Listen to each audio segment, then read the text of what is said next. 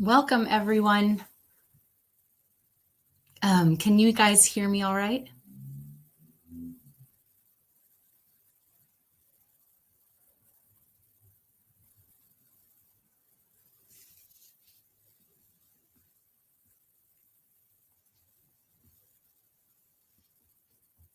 Welcome. Awesome. Awesome. So many people from Canada, New York, Michigan, Ontario. Awesome. Welcome. I'm just going to give it a moment as more people join before we get started. I'll give it a few minutes here and then I'll get started with some housekeeping notes before we begin.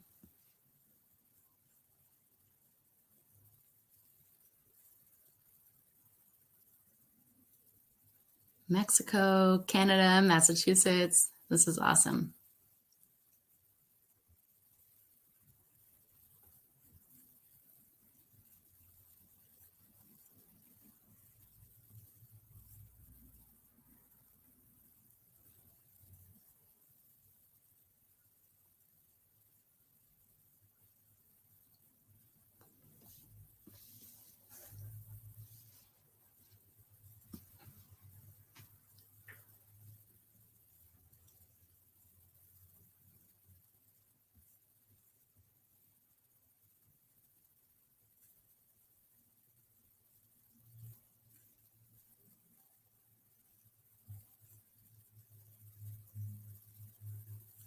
Okay, I'm just going to give it a few more minutes before I get started with some housekeeping notes. But I'm so thrilled that you guys have joined me this evening to learn about the history of punch needle. This is really cool to see where everyone is listening in from. And I also just wanted to welcome those who can't be with us live right now, but are listening to this recording at a later date. I know that this time frame is too late for our UK and European friends, many of whom wanted to attend. So I will be sure to take this into account in the future and schedule other webinars at an earlier time for all of us. So let's see. I'm going to bring up my little video. I'm in the corner here. While the slides play, I'll be small in the corner like this, but I'll kind of be popping back and forth between my face speaking to you and the slides as well. So I'm going to get started with some housekeeping notes as we wait for a few more people to join. And so first of all, feel free to continue making comments in the chat and engaging with one another if you would like to throughout the lecture. I won't be able to keep tabs on the chat and answer questions as we go once I start the slides, but there will be time for questions at the end. So save your questions till then, and then there'll be a time for me to take a look at the chat and you can drop them in the chat there and I'll answer those later. If you want to minimize the chat, so if this is distracting for you and you want to see the slides larger, you can hit those three buttons. You should have a little tab there that will kind of minimize your sidebar so you won't see the chat. And first of all, I did see one question about whether this would be recorded and sent out, and the answer is yes. So on that note, I am going to try to keep this to 1 hour. But with the Q&A, I don't know, we could go a little bit longer and I'm happy to stick around to answer some questions, but I do want to be respectful of people's time this evening. So if you need to jump off and you have a question, I'll make sure that you can still drop that in the chat and I will answer it. Whether or not you're here to listen to it, you'll receive that recording afterward in an email so that you can listen to anything that you might have missed. And to give you a little bit of a sense of what to expect through the lecture, I'm going to start off in a moment here welcoming you face to face, and then I'm going to pull up some slides where I'm going to tell you the stories behind the 3 traditional punch needle crafts that inform what we all call punch needle today. And I'll kind of be popping back and forth between video and slides throughout those stories. And then we'll take another look at contemporary punch needle through the lens of what we've learned. And then there'll be the time for Q&A at the end. So Let's see, couple other notes. During this lecture, I'm going to be showing you various images of the techniques that I'm talking about and referencing some various artists and historical figures. So if you don't catch the name of something that I mentioned, don't worry about it, because in the follow-up email that I send you tomorrow, I will also include a bunch of links and names of things that I mentioned. So if you are interested in that, or if you'd like to look it up, I'll be providing those names so that you can see them later. So you don't have to worry about taking any notes or anything. You can just enjoy listening and hopefully enjoy taking a look at some of these slides. So my hope for you in this lecture is, of course, that you learn something new about the craft and the history, but also that you leave inspired, seeing how your work fits into the history of the craft, inspiration for all the possibilities that are still to come, and for new techniques that you want to try and work that you want to create. Ultimately, I hope that you gain a deeper understanding of both the history of punch needle while also gaining a new understanding of the possibilities for punch needle's future. So on that note, let me pull up my face here for a second. Hello, everyone. Hi. I can no longer see the chat for a moment here, so I'm just going to keep the slides up on the side, and we can officially get started. So welcome. Welcome to Lost in the Fray, Unraveling the History of Punch Needle. My name is Micah Clasper-Torch, and I'm a fiber artist, a designer, and an educator. I produce my own artwork under the name Clasper-Torch on Instagram, where I do a variety of both work with punch needle and other textile techniques. Thanks to my background in fashion design, I'm probably most known for my punch needle coats that I have been exploring and making for the past 3 years. I'm also the founder of Punch Needle World, which I created in 2019 as a platform for punch needle community, education, and inspiration. That is an opportunity for me to teach people traditional punch needle techniques, to also share discoveries that I'm figuring out as an artist as I go, and also to uplift and celebrate all the wonderful work that is being done with all of these techniques all around the world. It's also a fun place for me to get to share my punch needle history, my love of punch needle history, and I've been doing a little bit of that through Punch Needle World if you follow along with that account. And so I really see it as an opportunity for me to keep the legacy of this craft alive as we bring punch needle into the 21st century. So I'm guessing that if you're here, you're familiar with punch needle, and most likely you have tried it or you actively practice this craft, whether it's for fun, for a business, or as part of your artistic practice. Either way, you're all part of the exciting new history of punch needle that is literally being written as we speak. Punch needle, is, as you probably know, is having this resurgence. So what I refer to as contemporary punch needle is still very new. And you're here on the front end of this. So I know that through social media, it can seem like punch needle has been exploding for a while now, but the reality is that the majority of punch needle artists online have really only been practicing this technique for around 5 years or less. So the innovation within contemporary punch needle has evolved with incredible speed, and the popularity of punch needle is only going to continue growing. So it's a really exciting time to be practicing this craft. A little of how I got interested in the history of punch needle. When I first began practicing this craft, it was specifically with the intention of incorporating it into some of my fashion pieces and making punch needle coats. And I saw a lot of different materials and tools and, suggestions for techniques online. And I was getting a little bit confused. And for me, making something like a coat, it was really important that I understood the properties of this technique, how durable it was, could it be washed, and how to make it as strong as possible for something that would get used. So when I didn't really find all of that online, I started looking to the history of the craft to better understand how it used to be used so that I could understand how to kind of innovate with what I was trying to apply with punch needle. So it was really at that point that I started, Googling, as that would be, everyone's, I'm sure, our first step these days is to take to the internet. And it was really difficult to find anything about the history of punch needle. So that really only piqued my curiosity further and kind of got me started down, my journey down the rabbit hole of punch needle history. And so one note on that, it's interesting to realize that this is really the first time in punch needle history, or that punch needle has become popular since the internet began. So what this really means is that there are very few resources online that even talk about the craft prior to only a handful of years ago, let alone things online that provide a clear and accurate picture or record of its history. So despite, there's tons of photos online now all the time, blogs, YouTube videos, but that one question has still remained a little bit hazy, which is, where did this technique come from and what is the history behind the craft? So as it turns out, the answer is not necessarily so simple. So I'm going to start diving into some of these slides right now. Okay.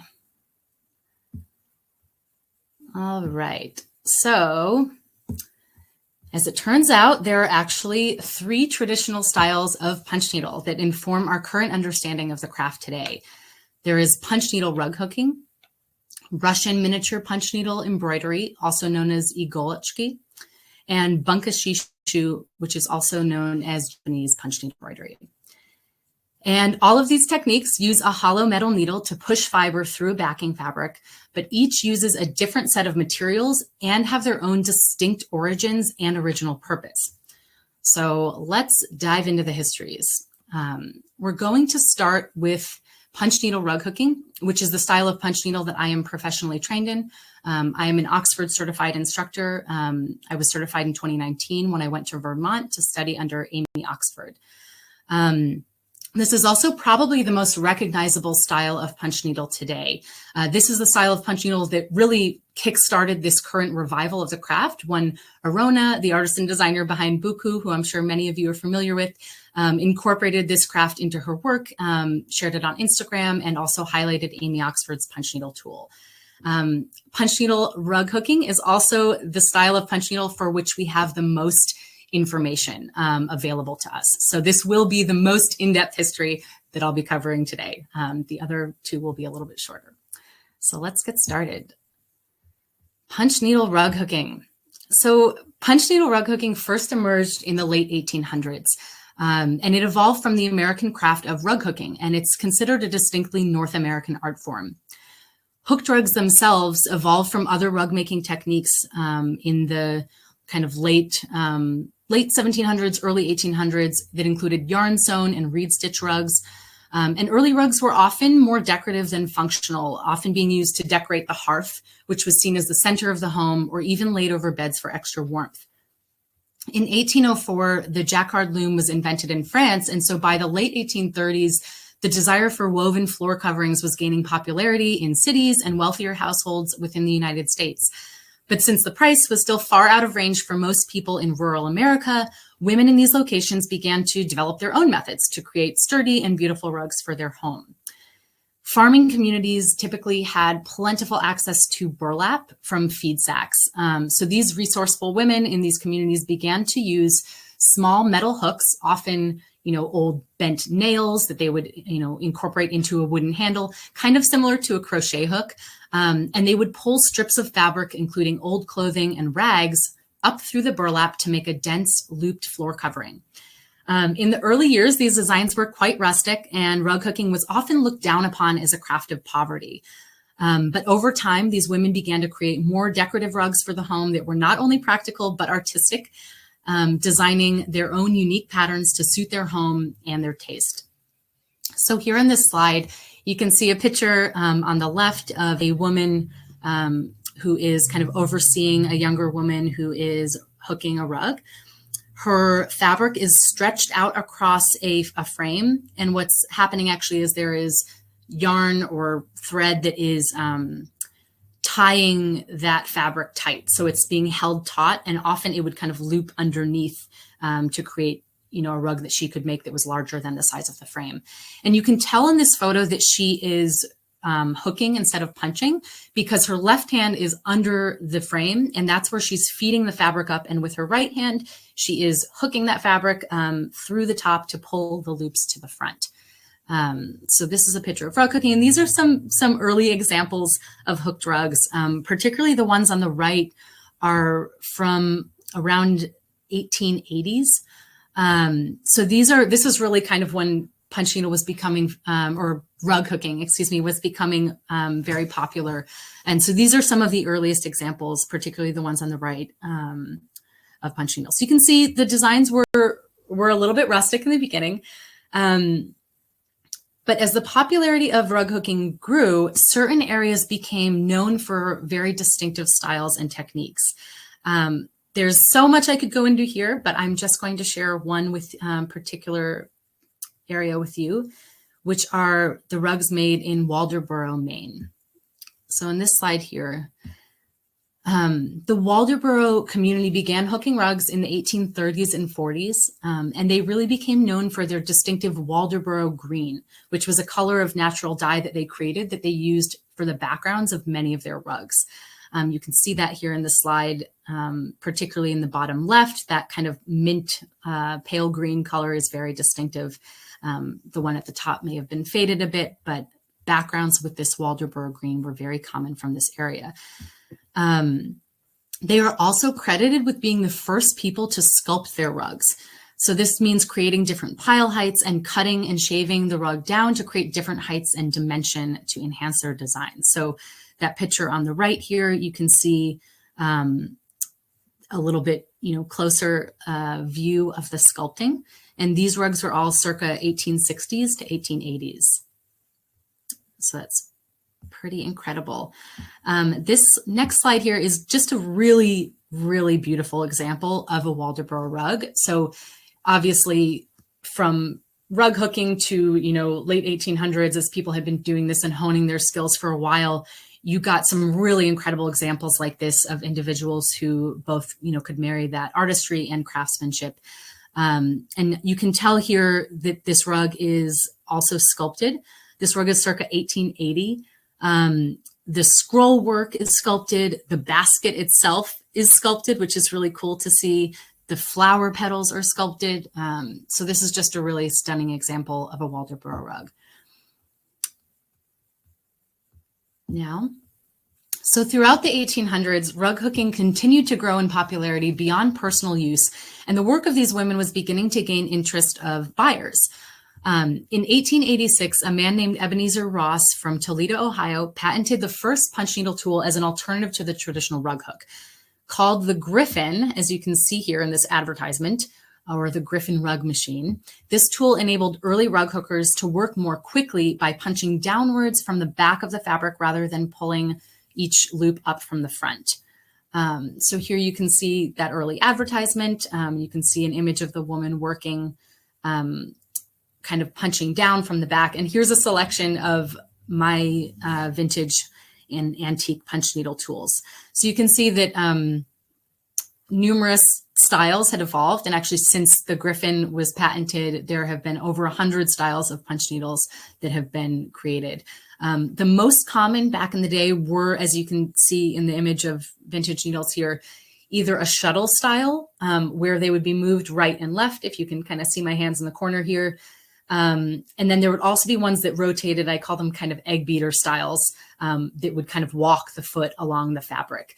And this was, considered industrializing, rug hooking, because it was comparatively to the process of rug hooking much faster. So the new ease and speed of punch needle, and it was really called, this is kind of interesting too, it really was called, it was still called rug hooking. And sometimes it was called punch needle rug hooking, but that was something really interesting that I found oftentimes in references. It was still called rug hooking, even when they were using one of these tools, which is technically a punch needle and not actually using a hook. So that was an interesting kind of little tidbit in my research. But this new ease of punching and speed of the punch needle quickly led to the emergence of rug making studios, and a booming cottage industry blossomed up and down the eastern seaboard and up into maritime Canada. So from the 1890s to the 1930s, a selection of prominent rug hooking studios opened, including Abnaki Rugs in New Hampshire, Cranberry Rug Industry in Maine, the Mills Masella Studio in North Carolina, and the Ruggery in New York, which is still in operation today. So here on the slide, you see on the left a picture of the Madison Rug Shop in Mars Hill, North Carolina. This is representative of the type of rug hooking studio where workers would go in to work at the studio. And you can see the women in the back working on upright frames, and they're probably working with either the shuttle style or one of these beater styles that kind of walk up and down that frame. And so these are the rug hookers. Both women and men worked in these studios, both hooking and dyeing fabric. And then here on the right, what you see is an image of a couple who is hooking a rug. And this is kind of represents the fact that for many of these cottage industries, they hired people who worked at home. So you would get paid by the square foot or by the piece, but you could work on your own time and you could work at home. So this here is a couple who is working together. The woman is working on finishing the hem of a finished rug, and the man is working on punching a piece. So more than just a craft, punch needle rug hooking was a true industry in America for decades that provided livelihood, a creative outlet, and often the ability to work from home to women and men from Appalachia up through Maine. Unfortunately, as is the case with a lot of production and industrialization, these rug industries often required long, difficult hours for relatively little pay, considering how physical the work is, which if you're a puncher, the many hours hunched over and the strain on your hands. However, these rug industries are also credited with elevating the standard of living in these more rural areas. And especially during the Depression, they provided much needed work and income and were a huge source of income for all of these rural communities. The work of a talented rug hooker would last for generations. And by this time, around the 1930s, hooked rugs from certain communities, like the ones that I showed you from Waldoboro, Maine, were so revered that in 1930, a pair of rugs from Waldoboro fetched an auction price of $1,550, which is the equivalent of about $24,000 today. So they were definitely growing in popularity. And here, from the 1930s through the 40s, hand-punched and hooked rugs became both a respected pastime as well as some of the most sought-after additions for the home. Modern artists began to explore this art form, translating their paintings to rugs and tapestries. The work of the artists and craftspeople from these rug hooking studios often graced the floors of movie stars and politicians. They were purchased for prominent New England estates, and they were displayed at institutions like the Metropolitan Museum of Art and the Smithsonian. So here on the left is an image of artists Rudolph Condon and Andrew Wyeth taking a look at some hooked rugs. Alongside these two hooked pieces are done by Marguerite Zorak, who I mentioned through Instagram for Women's History Month. She was largely a painter, but who often translated her works to the medium of rug hooking as early as the 1920s. She was one of the earliest artists to do so. And this picture down here on the bottom right is from 1929, and it's a bunch of young women sitting around and working on frames, hooking rugs. So you could see it was a pastime, and it was coming to be a little bit more artistic and much more widespread. So unfortunately, by the 1950s, most American rug hooking was sent over, or not rug hooking, but American rug manufacturing was sent overseas to be imitated by the tufting gun, which is interestingly having its own resurgence these days. But that led to the majority of these rug studios having to close their doors by the 50s. So interestingly enough, at the same time that these studios were closing down, the traditional form of rug hooking, not the punch needle type that was by then so commonly used for manufacturing, but traditional rug hooking all of a sudden kind of came back into fashion as a craft in the 50s. So here's kind of some funny images on the left from a magazine, it says, "The old art of rug hooking revived by party-loving Southern women." So rug hooking parties, this became a craft all of a sudden that was becoming revived. And in the middle here are two images from Life magazine's rug hooking bee that was held in 1951, where there were demonstrations of yarn dyeing. People could come and work on their own pieces. There was showcases of completed work and demonstrations. And then here is some Burnham craft patterns for making hooked rugs, which were also very popular preceding this and around this time.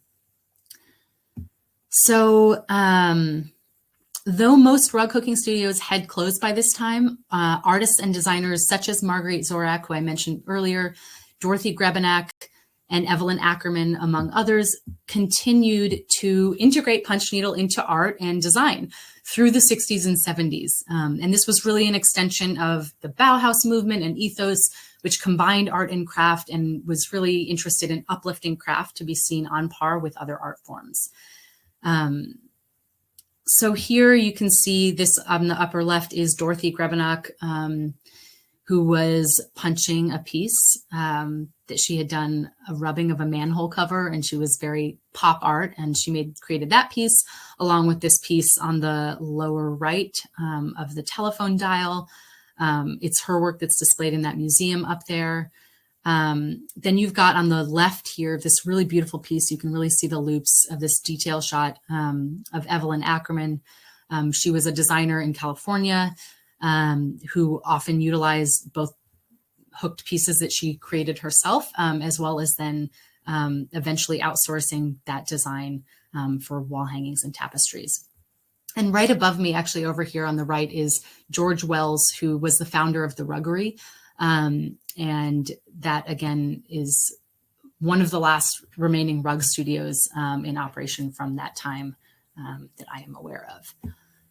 So unfortunately, after the 70s, though traditional rug hooking did continue to be practiced as a traditional American and Canadian craft, punch needle rug hooking was largely overlooked, and its rich history from manufacturing in these rug studios was all but forgotten until now. So I'm going to briefly bring you back here to me, and I'm just going to point out to show you a couple things. So for punch needle rug hooking, I'm going to hold up an example of a needle. This is the Oxford punch needle, designed by Amy Oxford, who spent many years as a professional punch needle rug hooker. And she designed this tool to be comfortable for the long hours of punching. And it is probably the most popular punch needle on the market today. And oftentimes the frames used for punch needle are these gripper strip frames. The yarn used is thicker yarn like this. This is rug yarn from Seal Harbor. And fabrics such as, well, we don't really use burlap anymore. You certainly can. It just over time, burlap has the tendency to become brittle and crack. So monk's cloth is the most used and recommended fabric for punch needle rug hooking today. There's also rug warp and primitive linen. So these tools and materials specifically are connected with punch needle rug hooking. So if you're punching on monk's cloth or one of these fabrics, if you're using a thicker yarn like a wool rug yarn or a needle like the Oxford punch needle, you are practicing punch needle rug hooking. So now I'm going to go to the next type of punch needle, and we're going to take a look at Igolachki, which is Russian miniature punch needle embroidery. Okay, so in 1974, a woman named Jean Cook Anderson visited a community of Russian Old Believers who were based in Woodburn, Oregon, in the USA. Jean was captivated by this raised embroidery technique that she noticed on their clothing, curtains, tablecloths, and cushions. The Old Believers are a Russian Orthodox group who had migrated to Oregon and they live and dress in these traditional styles that haven't changed for hundreds of years. And they had been practicing this technique that they called igolachki, that means with a little needle, for generations. So Jean was fascinated by this technique. She was really interested, how it looked like there were just many different loops, almost maybe like one would imagine seeing a bunch of tiny little French knots clustered together to create delicate and detailed embellishments depicting flowers, animals, and other designs. And so she asked one of the women in this community if she would teach her. So the woman showed her the process, which included using a tiny needle, barely larger than 1 inch, which you can see here on the left of the screen. That was an original punch needle from the Old Believers community. Tiny, tiny needle to push loops of fine thread through cotton, polyester, various fabrics. And the density of all these tiny little stitches held the loops in place without any glue or adhesive, and their continued washing and use only strengthened this embroidery. So here you can see on the bottom left an example of one of the Old Believers utilizing the tiny little igolachki needle with an embroidery hoop. And you can see here, this is some traditional uses from the Russian Old Believers. They would often create these very detailed plackets for the men's shirts, also the edges of women's skirts, collars, and as you can see on the wrist of the man in the purple. So soon, Jean and some of the other women from the community began to teach others, other non-Old Believers, this technique. Needles began to be manufactured under the igolachki brand. And this technique gained popularity across the United States and beyond as a decorative craft and art form. There is little known about the history of Russian miniature punch needle embroidery before it was popularized outside Old Believer circles in the 70s. So obviously we know that it didn't begin in the 70s. It had been being practiced by this community for generations. But because of the migration of the Russian Old Believers all over the world since the 1600s, it isn't known if it traveled with them from Russia or if it was most likely invented within their community during their migration elsewhere all across the world, or if they even picked up the technique elsewhere during their time in Turkey, the Ukraine, or through China and Brazil, where they also had migrated.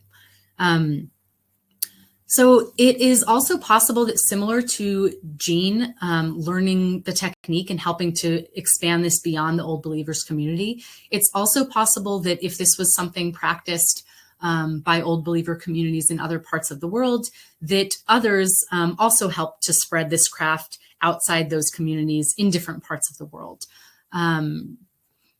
However, practitioners of this craft, such as Jean Cook Anderson, as well as a woman named Marinda Stewart, who wrote a book on punch needle that was really helpful for this. She knew Jean personally, and so she shared a lot about this history. They visited museums in Poland and Hungary and were asking about this technique, and none of the curators had ever heard of it. And as far as we know, the only concrete examples of this technique and the confirmed history that exists is from the 20th century, when it expanded outside of the Old Believer circles. I personally just want to add, there is also this interesting anecdote that was shared by the Old Believers that, you know, they didn't know how far back it was practiced, but they shared that the men in the Old Believers community had adapted a hypodermic needle to create the punch needle. And the hypodermic needle was not invented until the 1850s. So it is possible, I think, to speculate that that is the time frame, which, interestingly enough, is around the time frame of punch needle rug hooking, when that came about, because that is when metal needles began to be used and manufactured.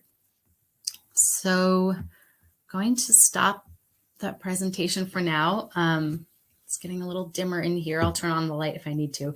But I wanted to show you some tools and materials for Russian miniature punch needle embroidery. You'd probably use an embroidery hoop like this, ideally with a lip on it because it would keep the fabric as tight as possible. This is weaver's cloth, which is a great material for Russian miniature punch needle embroidery. You can also use, the thing is, it's such a tiny needle. You really can practice this craft on things like denim, velvet, silk, other types of cotton. Because it's so tiny, it's a lot more versatile than the punch needle, which really needs a larger weave to fit through. So here you can see this very tiny needle. And you can see just how small, for scale that this is. You can really barely see the hole. So this tiny needle would take one strand of embroidery floss. And there are 3 different sizes of the Igolitsky brand needles that take anywhere from 1 strand of embroidery floss to 6 strands. And all right, now we are going to move on to the 3rd punch needle technique. So I'm going to start the slideshow. This is Bunka. Also going to turn on my light, get a little bit more light in here. Okay, so Bunka Shishu, also known as Japanese punch needle embroidery. This is an embroidery technique that is slightly different from punch needle rug hooking and miniature punch needle embroidery. While the previous 2 crafts are more likely to be confused with one another, and they're probably the 2 that you are more familiar with, they are often both just referred to as punch needle online now. It's kind of, the lines have become blurred between those. However, Bunka, though it is a punch needle craft, it is both more distinctive and under the radar, and it is specifically referred to as Bunka. So this hasn't yet had the same resurgence in popularity as the other crafts. And so as you can see here, Bunka is practiced with a slightly different style of hollow needle. It often uses a needle that doesn't actually have an eye in it. So it truly, the thread is just threaded through the needle itself. And it is also the only type of, so this type of punch needle does not always have an eye in it, which is unique. It also only uses one special type of rayon thread. And if it doesn't use this thread, then it's not considered Bunka. It is also worked on a tightly woven polyester gabardine. So it has a lot more specificity to the tools and materials that it uses. The rayon thread is pulled apart and only one strand is used at a time.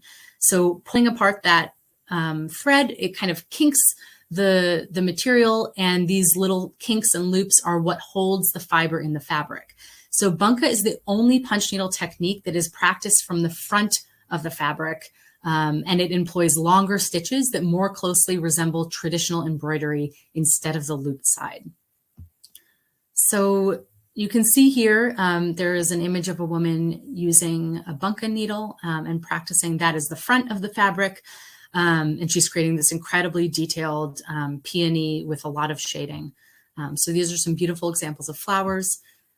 Here, I just want to get a little bit closer so you can really see what the stitches look like. Really beautiful, definitely known for its shading.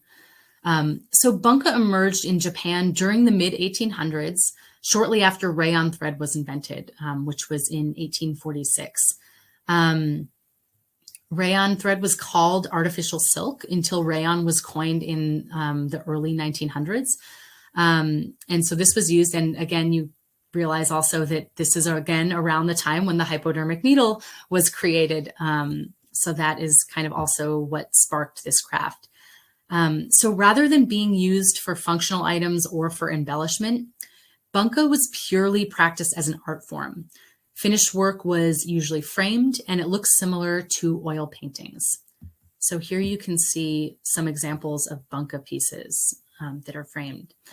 So bunka is truly the definition of painting with thread.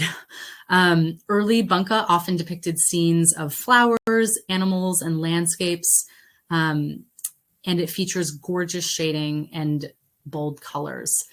Bunka has been known to win in art shows alongside traditional paintings, and you can see why from this slide. So bunka is said to have made its way to the United States after World War II, as the story goes, when a soldier returned home with his Japanese bride who brought with her a love of this art form. So she began to teach others in her community, and the craft began to spread and gain popularity in the United States and similarly around the world. So unlike punch needle rug hooking and punch needle embroidery, bunka is a very delicate art form and cannot be washed or used with the same functionality as these other types of punch needle. The special thread, the special rayon thread that is used for the craft is part of its distinctiveness and its beauty, because it can be brushed and manipulated to create different textures and effects on the finished piece. You can kind of see, I'm going to go back to this previous slide here. On the left, you can really see that texture. When that is brushed, it creates kind of a fuzziness, which can be a really nice effect in pieces that look like paintings for backgrounds. So bunka does continue to be practiced around the world by small groups of enthusiasts, but it still remains largely unknown to many fiber artists and crafters, and is by no means having the same kind of resurgence in popularity as these other punch needle crafts. So I'm going to pause the presentation and show you some bunka tools. So bunka, I'll pull up this frame. So bunka uses, so this is a needle that might be used for bunka. I'm not sure if you can see here. So it has kind of this longer handle, and it doesn't have an eye in it. So it's just, you know, it looks pretty similar to other needles, punch needles, except there's no hole in the back, and it still works. So that is interesting. And I have heard that some bunka needles do have an eye in it, but the majority of ones that I've seen don't have that.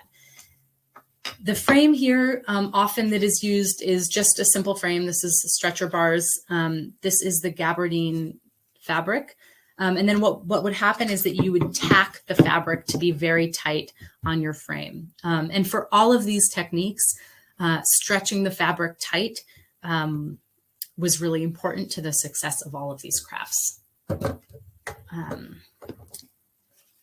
So I'm also going to show you here, this is, so the rayon thread, it's this type of thread that is used in like graduation tassels or on a flapper costume with a bunch of fringe. That's what this is. And you pull it apart, and I'll show you here on the edge of this. So here's what it looks like. And then when you pull it apart, it starts to kind of kink up like this and get curly. And so that's the texture too. When you could see in that previous up close slide, you could see that it kind of had a little bit of a texture to the fiber instead of just smooth stitches. And that's due to this texture here. And the little kinking in it is what keeps it in place in the fabric. So that concludes the history and story portion of the webinar. These are the 3 traditional punch needle crafts, and this is pretty much the broad strokes of what we know about the history right now from everything that I could find out. So from all of this, you know, I think that it's important to think about, why is learning the history of punch needle so important, and how does this relate to us today? So I'm just going to bring up one more slide of some examples of punch needle today. So as you can see, we have been innovating far beyond what has been done with punch needle in the past in these recent years.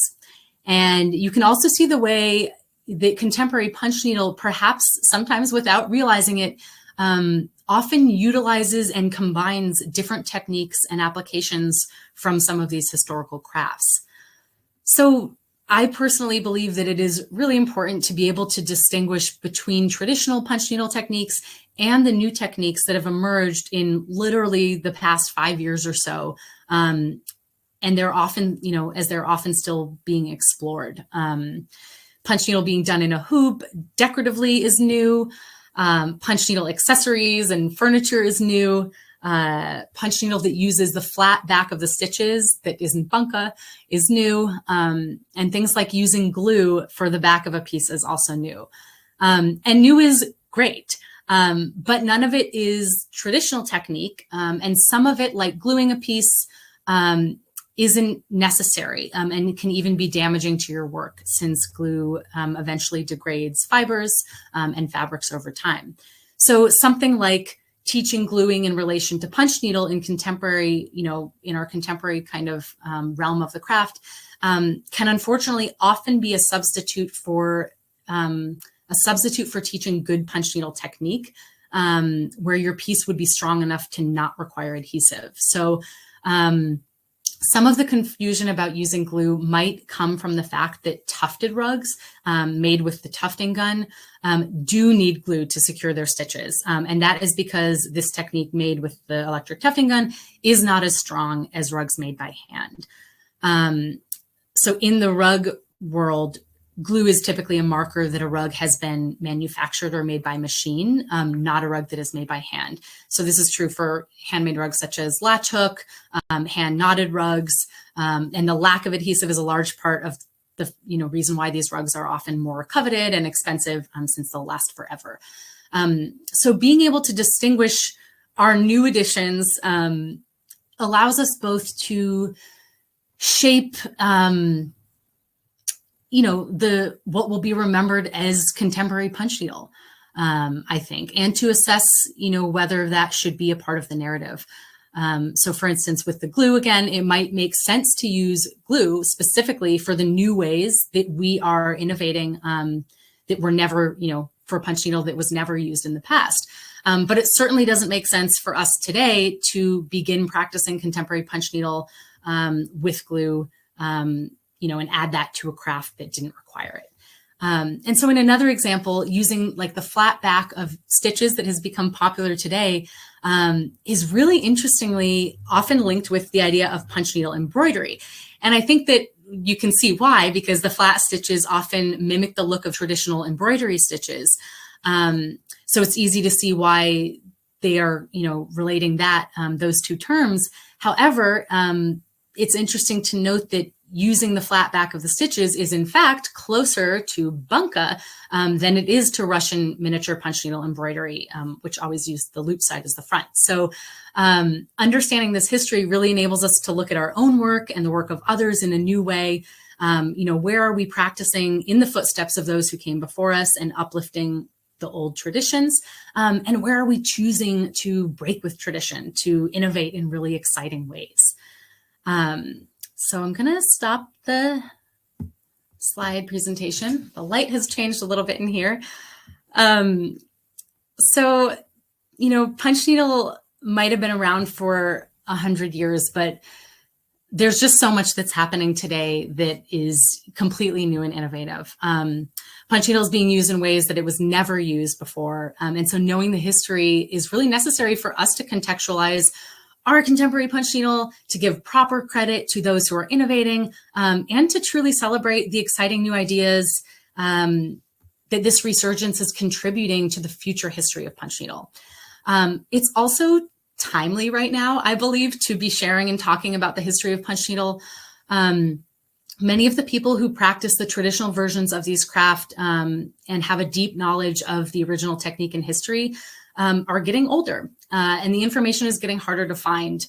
And when I was doing this research, there were numerous people whose names I came across online, or whose books that I was reading, who I really wish that I could have a phone call with, who had passed away in the past 10 years. And I just really believe that it's important as practitioners of this craft that we continue sharing the story and that we don't let the history behind our art form be erased. And, it's interesting to me that, punch needle seems to have been largely forgotten until recently. And I just believe it's up to us to make sure it doesn't happen again. And when you think about it, despite this being an art form that's been practiced for over 100 years across, 3 different, countries, ostensibly with 3 different styles, punch needle still isn't taught in any schools, in any art schools, or included in fiber programs. So I'd really like to see that change. And finally, wrapping up here, one of my favorite things about learning the history of punch needle is that it has led me to new questions and ideas about the future of punch needle. And so some of the questions that I think about that I just want to pose and kind of leave with you to think about today are, will the tufting gun once again industrialize and erase punch needle rug cooking? And how can we stop that from happening? Will Bunka have its own resurgence? And will fashion companies ever integrate miniature punch needle embroidery into their collections? And are there current opportunities for businesses to emerge that function similarly to the cottage industries or rug hooking studios of the past? These are some things that the history causes me to think about. And that's the end of my presentation. So I'm so thrilled that so many of you joined me this evening to learn more about the history of this craft. Hopefully this sparked some new ideas for you, getting you more excited about the possibilities for this craft. I'm going to dive into questions in a second and take a look at the chat. But I just wanted to remind all of you and those who might have arrived late that you will be receiving an email from me with links and notes to some of the things that I referenced in this presentation, as well as a recording of this webinar. So if there's anything you missed in the beginning, or if you have to jump off in 10 minutes and you missed some of the Q&A, that's totally fine. You'll be able to check in and watch it at your own convenience. And I also wanted to let you know that in that follow-up email, as a thank you for being here today and for registering for this webinar, I will also be including a discount code that is valid for the next week for 15% off my online punch needle course. This is a punch needle rug hooking course that's an in-depth introduction to the traditional craft. From start to finish. It's something that you can watch on your own time. And as far as I know, it is the only self-paced online punch needle course that is taught by an instructor who has been trained in punch needle rug cooking. So more details of that will be included in the email, but hopefully I'll see a few of you there. And now we can move on to questions. So I'm going to shut down all my slide stuff and take a look at the chat. Awesome. I'm just going to change this. Let's see. Suggestions for suppliers of the tools. Yes. Lots of suggestions. The tool I use the most frequently, I tend to practice punch needle rug hooking the most. And so I use the Oxford punch needle. I also use the Craftsman punch needle, which there's a couple places you can find it online, and I'll definitely be including a more robust list of suppliers. And we also have a list on Punch Needle World that I will share the link to in my follow-up email. But I tend to use an Oxford punch needle and monk's cloth that I get from Door Mill. And I love Seal Harbor rug yarn. Let's see. I'm going to just take a look. Give me a second as I go through the questions. Suppliers of the tools. Yes, and I'll be following up with more Debbie for suppliers, links to that. See what I've done, what I'm working on now. I'll see if you want to stick around, perhaps I'll be able to pull some things. This is awesome. Yes, let's give Amy Oxford some credit for single-handedly reviving, punch needle during the years, that many people were turning up their noses. That's so true. I just find it so interesting that, the traditional version of the craft, rug hooking, was respected, but it's interesting that something such as punch needle, which of course I think today we think of it so much as being done by hand, but this was considered like the industrialized hack way of doing rug hooking that was with the hook. So now, of course, I think with the tufting gun and everything, you realize this is much closer to rug hooking than it is to actual kind of industrialized punching.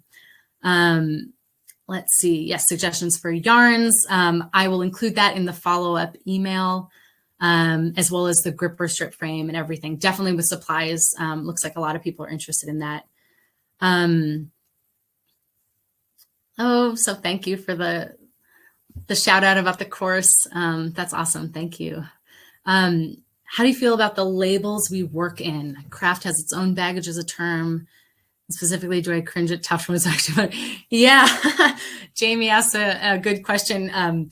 It's really interesting that online, the term tufting or hand tufting or punch needle and the way that these have kind of been used as catch-all terms for the craft. And that's part of what I think is so important to continue both sharing the lessons, but also to where possible. I know it's all a bit of a mouthful and punch needle is a lot easier to say. But where possible, trying to use the proper terms if you are practicing a traditional craft. So something like punch needle rug hooking, that obviously specifically relates to this type. If you are practicing, obviously bunka or one of the other types with the little tiny needle over here, miniature punch needle embroidery, Russian miniature punch needle embroidery. When I say punch needle embroidery, this is what I tend to be speaking about. And tufting, I think that's interesting. Interestingly enough, in the rug world of manufactured rugs, when a company says their rug has been hand tufted, they mean with the machine. And I personally think it's a little bit misleading because it's still done with a machine. And I think people think, of course, by hand, this is a lot different than doing something with a machine. So I definitely agree with that. And lots of thoughts about the baggage of the word craft, which I could go into on a whole nother lecture. Do mixing yarns together? Yes. So quickly, and to Lori, I use a mixture of yarns. For my coats and certain pieces, I have tended to use wool yarn, particularly for rugs. That's the most durable. So if you are making a piece that you want to walk on, or a pillow that might get a lot of use or wear, rug wool is really the sturdiest type of wool. Other fibers that are used for knitting and that you can find at craft stores, and often blends and acrylics can tend to be less sturdy and will either pill or can just wear out easier over time. I have mixed yarns together, and you certainly can do that. There's tons of ways, as long as you're working within the same type of craft. So I think that's the thing. Obviously, you can't use these tiny needles on a backing fabric as large as this because the threads won't stay in. And if you try to use a needle as big as this on, this gabardine fabric for bunka, you'll just rip a hole right through it. So that's one of the confusions. There are specific tools and materials that should be used together for each different craft, and they aren't interchangeable. However, things like Amy Oxford's needles, the 2 different sizes, fine and regular, can be used on all the fabrics used for traditional rug hooking. And those can be mixed, and you can mix acrylic and polyester yarn and wool and cotton, and really anything that you can imagine you can mix in your pieces. So let's see, other questions. The history of the embroidery floss punch needle. Yes. So that is interesting. That seems to have come about kind of in around the 70s as well, kind of when punch needle had this revival. And from what I know, that is kind of that stemmed from Russian miniature punch needle embroidery. They started making them, with longer handles because these tiny ones could be uncomfortable and awkward for people to use. And as that happened, the needle got larger. So there's 3 sizes. I don't have them right here, but of the Igolitsky needles, this is the smallest, but the largest size of this works with a full 6 strand, of embroidery floss. Whereas this tiny size, you would separate the 6 strands that make up this strand of embroidery floss, and you would use 1 strand at a time with this tiny needle. And the largest size uses 6 strands. So things like the Ultra Punch is sort of a contemporary play on Russian miniature punch needle embroidery. And again, the interesting thing today that I've seen with some of these needles is that some of them don't specify that, again, you're always working from the back of the fabric. The loop side is typically supposed to be the front. But some of these larger kind of in-between sizes of needles that you see out there, I don't have any on hand, that are smaller than the Oxford Fine, but larger than the Igolichki needles. Those are newer that have definitely come about in kind of some of the later years. And I can only conjecture that those came about in response to some of these other crafts being popularized. Let's see. But yes, so to wrap up for Kay's question, the history of this tiniest needle is probably related to the second story that I shared of the Russian miniature punch needle embroidery that was practiced by the Russian Old Believers.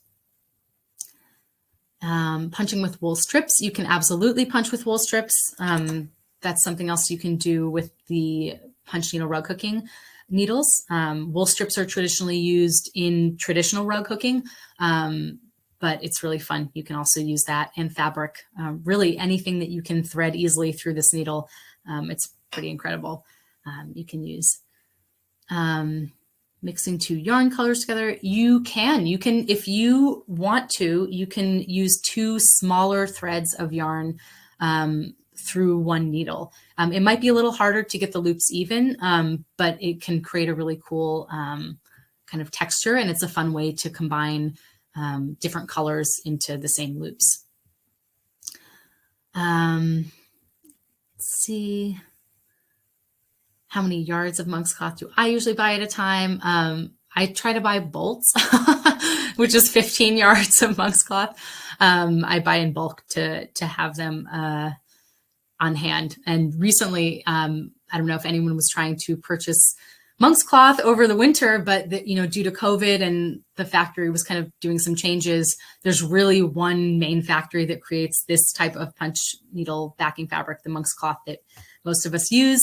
And so there was a shortage. And so another reason to, if you can, kind of buy a handful of yards at a time to keep some in stock.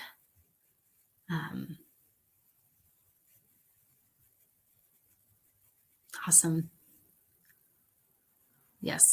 Oh, I'm so glad people are enjoying this. I'm just so thrilled. Like, I feel like it's you just nerd out about this history, and it's kind of something I've been doing behind the scenes. So yeah, I'm just so thrilled that people are interested. Happens if you're allergic to wool, so you have to use a blend. That's totally fine to use a blend. If it can be a blend of wool, there are some great brands. Actually, Lion brand came out with a new line called Hue and Me that is a wool blend that is really, really nice. And it's very comparable in kind of the look to wool rug yarns, such as the ones from Seal Harbor. It can be really hard to find yarn that is the right thickness. This is something I've been figuring out, especially with being online so much the past year due to COVID, where you can't go in person to look at that yarn, because that's really the best way to tell. But so many things now, something will say chunky and it's really thick, or it's actually thinner than something that says, extra chunky. So everyone has their own things. But yes, there are definitely blends that are good to use. And the only thing you would then need to be aware of is just the cleaning process for those. So some of those can't be pressed with a hot iron if it's, acrylic, and the washing and everything. You'll just want to kind of know what the properties are of the yarn and the fiber that you're using. But you certainly can use other yarns for rugs, and certainly for any other art piece. Best cloth to use for a clutch purse. I tend to punch everything on monk's cloth. And that's if I'm using, of course, the larger needles. If you were to make a clutch purse that that you were doing very tiny stitches on, then I would use whatever the backing fabric is that's best for that technique. So probably a weaver's cloth. Otherwise, monk's cloth is really my go-to for everything. Let's see, Kristen, I've heard that hook pieces should only be machine washed in front loading machines. If you don't have that type of machine, would be problematic to use them. That's a good question. I have only tried washing something in a front loading one. I actually hadn't known that it was only recommended to be a front loading machine. I think that my guess is that's because top loading ones, there might be more risk that if a yarn was to get caught on something, it could get caught and then pull. But really, you know, I have to say, even though, you know, you can wash punch needle in the washing machine, for longevity of hooked rug pieces, it's really most ideal to either spot clean by hand, or to potentially, like, once every couple of years, take it to a dry cleaners. It's just, you know, obviously delicate. But that is another reason why, you know, if you don't glue the back of your piece, even if something was to come out, punched rugs are very easy to repair, you know, comparatively to other types of rugs. And certainly if you were to glue the back, you wouldn't be able to repair that piece. Let's see.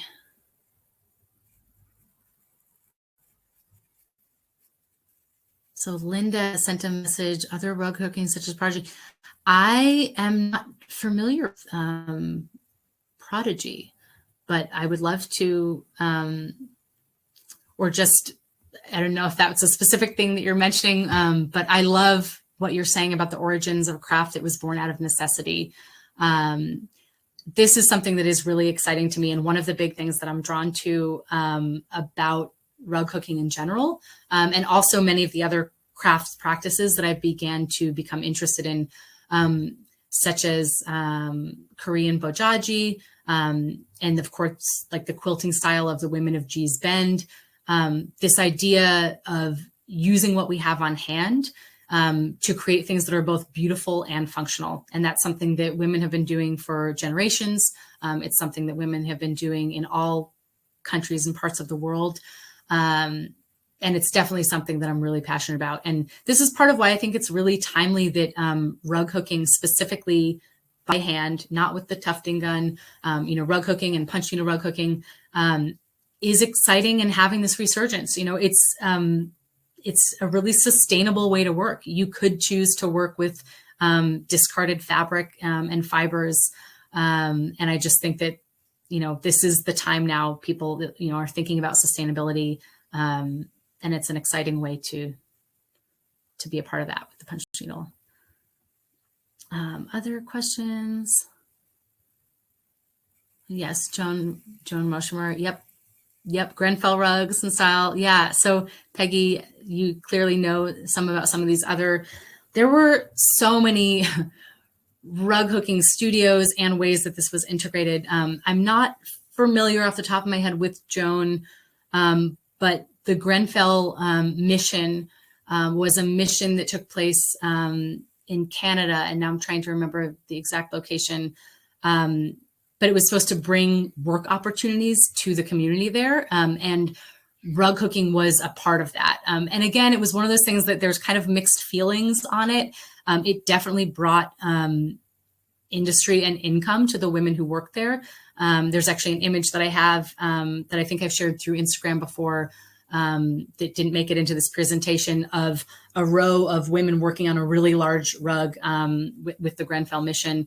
And again, it was just one of those things where they weren't paid, you know, of course, what their work was worth. And of course, the people who were coming in to provide these work opportunities were making a huge profit off of their labor and paying them very little.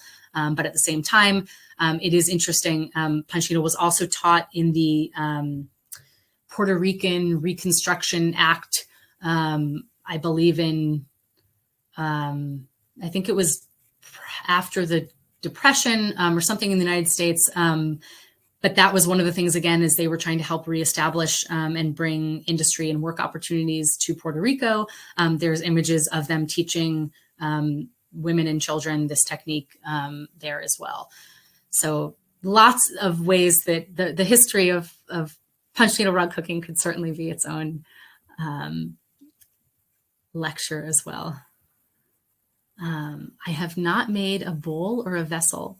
I've seen some great baskets though, things that are circular. I've done like a bucket bag, but I have never tried trying to do something that is curved in that way. Thank you all for being here. I know, of course, we're past time, so I understand if people have to hop off, but I'll stick around until questions are answered. Yeah. Yep. Yeah. Thank you, Linda. Definitely celebrating all the women who hooked, Prati rugs out of necessity. Yeah. Rug making in general has such an interesting history. And so that's a whole nother angle that, I've gotten really excited about. When you start going down that rabbit hole, it's like a whole nother thing. Well, there's a tendency to felt when washed in agitated washing machine, probably felt in later. Yeah. So Lisa, it's interesting with the punch needle. I'm not sure if the washing machine would make a difference, because I have washed a softer merino wool as a little test piece in my front loader washing machine. And of course that felted right away. So rug wool is really sturdy and seems to hold up really well. When it's wet, it doesn't felt or anything, but definitely that's something to be aware of. There's a lot of really beautiful kind of fluffy yarns that will not be able to be washed at all. And in that case, you treat it kind of like a cashmere sweater or something that it definitely would need to be dry cleaned. See, yes, Peggy, Nova Scotia, that's it. I think that's probably where it was with Grenfell. Newfoundland, okay, that's it. I am not up on my Canadian geography. Awesome. Yes, nylon stockings were often used for the rugs that were produced with the Grenfell mission. Really interesting. I love that there's a bunch of people here who also seem to know a lot. I'm always looking for more information. So if any of you have other resources or know people who know things, or people who have practiced this technique, I would love to talk to them. I would love to be connected and just want to learn as much as I can of this. So I'll be sending the follow-up email. I think that I've gotten through all of the questions, and I don't want to take up anyone else's time, take up all of your time this evening. Thank you again for being here, and I'll follow up by email. You'll hear from me at some point tomorrow. I'll have a whole list of all the things that you mentioned, as well as notes on some of what I spoke about, as well as the discount code, and link to information about the punch needle course if you're interested. And just hope to see you around the web in the future. And this was great. So just want to thank you all and have a wonderful evening. And thank you so much.